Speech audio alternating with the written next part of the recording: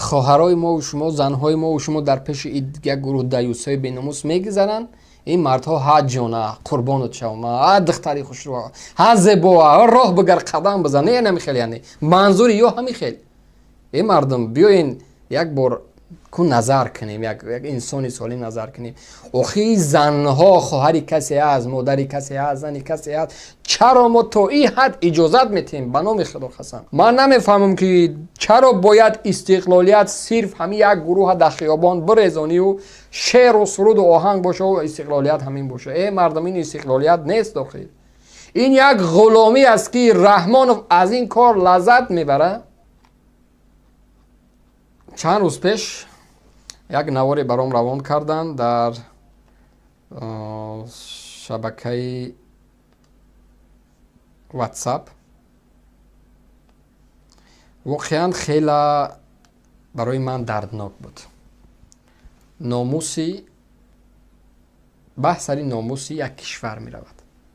ما میگیم که زن ناموس هر یکی ما و شما است، زن عزیز است، زن مادر است و باید که ما از آنها دفاع بکنیم و نگذاریم که یک چشمی بده به اون نگاه بکنه. ما هم چون یک مردم مسلمان چونین یک عقیده و چونین یک نظر داریم. درست. و حتی نمیگذاریم که یک کسی با چشمی بد به همسری ما، به خواهر ما، به مادر ما نگاه بکنه، چون اینا ناموس میدونیم. یک از گوشه های ناموس ما میره میدونیم. مسلمان همون است که خواهرشه، مادرشه، همسرشه از چشمی بیگانه پناه میداره. و حتی قصه های هم هست از زمانی پیامبر خدا و در تا امروز که یک زن چقدر قدر، چقدر قیمت داره، چقدر ناموس داره. ما باید در اینجا با دیدگاه و عقیده همچون یک مردم مسلمان نظر کنیم. 9 سپتامبر استقلالیت کشور. بگذار استقلالیت کشور باشد، من ضد این جشن و مراسم نیستم، اما بگذار استقلالیت جشن گرفته شود. ولی یک گروه از زنها را در یک خیابان راست میکنن، مردها در کنار راه نشسته هیبله داد فیغان، زنها دیگر خب معلوم هستن که با پیش اونها میگذرن، اینها میشنن تماشا میکنن و لذت میبرن. مرحمت.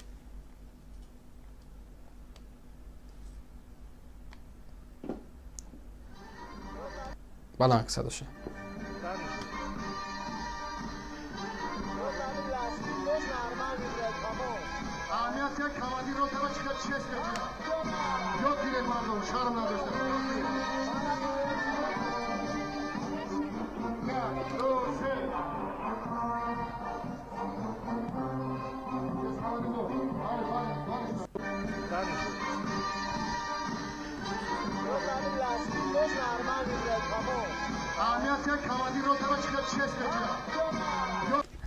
ها جانا، خواهرای ما و شما، زنهای ما و شما در پیش یک گروه دیوسای بیناموس میگذرن.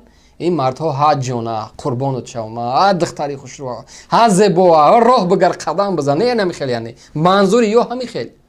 این مردم بیاین یک بار کو نظر کنیم، یک انسانی سالم نظر کنیم. آخی زنها خواهری کسی است، مادری کسی است، زنی کسی است. چرا ما تا این حد اجازت میتیم؟ به نام خدا قسم عیب است، شرم است. آخر گجارا نگاه میکنین. ای مردم گجارا نگاه میکنین. مردها در کنار راه نشستند بر پدر او استقلالیت نالت که اگر منظور از استقلالیت همین است که همین زنها را میبرورین در راه شگفت کنند و مردها تماشا میکنند از اونو لذت میبرند، من بیزار از او استقلالیت هستم. اگر منظور استقلالیت بدن همین است که زن یک مسلمان، خواهر یک مسلمان، مادر یک برادر که پدرش در غربت در مهاجرت است، به خاطری که شاید در کدام سیخ در کدام بخش کار میگه دانشجو است، میبرورین در راه صبح ساعت 7 سحر میگن پرد شگفت بکن و مردها در اونجا پلیس شاید باشه، شاید کدام معلم است، دیگر و دیگر اونها مردان نشستن حد جان قربانشون شگفت کن تماشا کنند. یعنی همین منظور استقلالت همین است.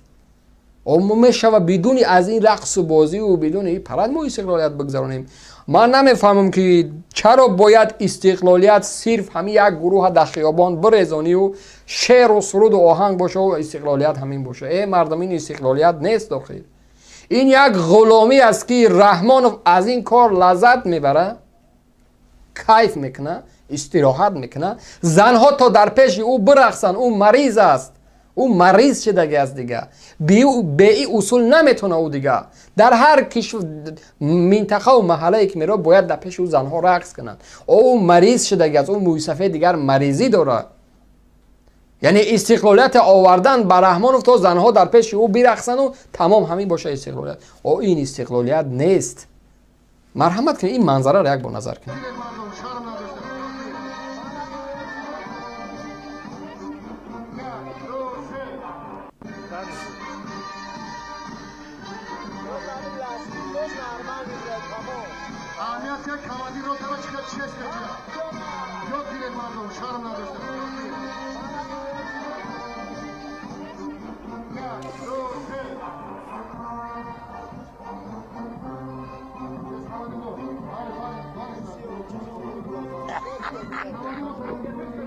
خنده را ببین. مست نه؟ مست با خواهی که مستن که باغست میزن.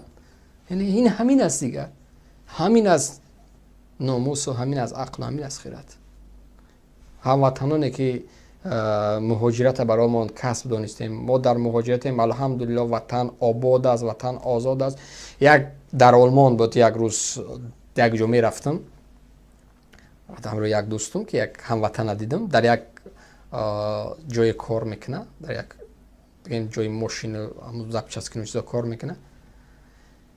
هیچ یک حجتی رسمیتی نداره و همونجا میخره، همونجا خواب میکنه. باور کنید اگر همین یک کارچه را بتراشی شاید یک چند سانتی متر مسئله در تنش هم جای گرفته است. همین قمه که برادر من در ایجایم میدانم که همسر من در امنیت است، جاش امن است، زندگی میکنه، برای من بسه. اینه همسرت در امنیت است. شاید یکی از آنها مادری کسی هست همین، خواهری کسی هست همین و شاید کسی از آنها برادرش در مهاجرت اومده است به همین امید که بگذار من غلامی را قبول میکنم، همسرم در امنیت باشه، وطن آباد است. نگذارین تا این حد نباید تا این حد باشه. نباید تا این حد دیگه مرزا را ما بگذاریم. ما فرهنگی ما دیدگاه ما فرق میکنه. ای مردم، ما مردمی تجایی 1400 سال میشه که ما مسلمان هستیم و مسلمان بودن هم براتون نگین که جنایت هست که کسی را بگوی مسلمانی شاید شرم. نه، ما باید بفخریم که ما مسلمان هستیم و من هیچ در اینجا اشتباهی نمیبینم. من در اینجا هیچ ترسی هم ندارم که من از این کلمه شاید بترسم. من الحمدلله فخر میکنم که من مسلمان زاده هستم، از مسلمان تولد شدم و مسلمان هستم و نباید ما نظام بسازیم که تا این حد زنها و مادرای ما در فساد دست بزنن دیگه. یا را مجبور میکنن. به خدا قسم اگر همینا یک زندگی درست داشته باشند، یک فابریکا و یک شرکتی درست باشه، یک کاری عادلانه باشه که یک انسان معمولی صبح و سری کار بگه بیا بیزار از این پرتها. ای مرده که چی نبود حال است. این بود چند داغی که من واقعا مصیبت دانستم و فکرم بیان کردم.